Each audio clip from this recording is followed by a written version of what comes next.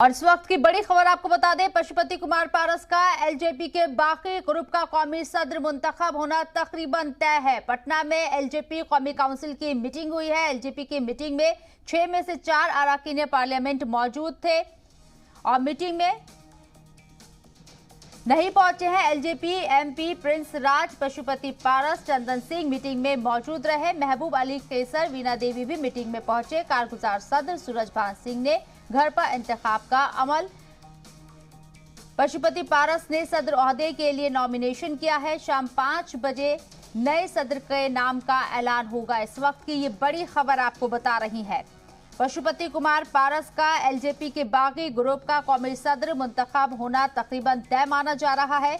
पटना में एलजेपी कौमी काउंसिल की मीटिंग हुई। एलजेपी की मीटिंग में 6 में से 4 अरकान पार्लियामेंट मौजूद रहे। मीटिंग में जो लोग नहीं पहुंचे हैं उसमें एलजेपी एमपी प्रिंस राज, पशुपति पारस, चंदन सिंह मीटिंग में मौजूद रहे। महबूब अली कैसर, वीना देवी भी मीटिंग में पहुंचे। कारगुजार सदर सूरजभान सिंह के घर पर इंतखाब का अमल।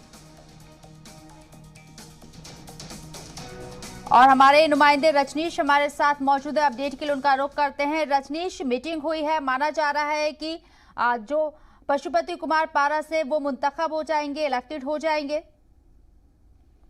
देखिए, आज पशुपति कुमार पारस का नामांकन हुआ है।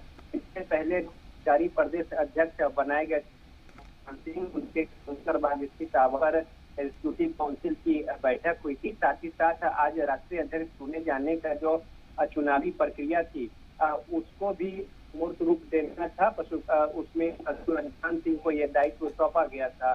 सूरजभान सिंह ने जो तय समय था 11 बजे से 3 बजे तक नामांकन का, उसमें एक ही नामांकन आए, वो पशुपति कुमार पारस का राष्ट्रीय अध्यक्ष के लिए, और इस 4 बजे तक नाम वापसी की समय सीमा थी। तो 4 बज चुके हैं, लिहाजा अब ये तय है कि जो पशुपति कुमार पारस एलजेपी के राष्ट्रीय अध्यक्ष के तौर पे चुने जाएंगे। इसकी औपचारिक घोषणा 5 बजे कांग्रेस पार्टी कार्यालय। ठीक है, ऑफिशियल अनाउंसमेंट 5 बजे के तकरीबन हो जाएगा यहाँ। लेकिन एक और बात रजनीश, एमपी प्रिंस राज इस मीटिंग में नहीं मौजूद थे, वजह क्या है?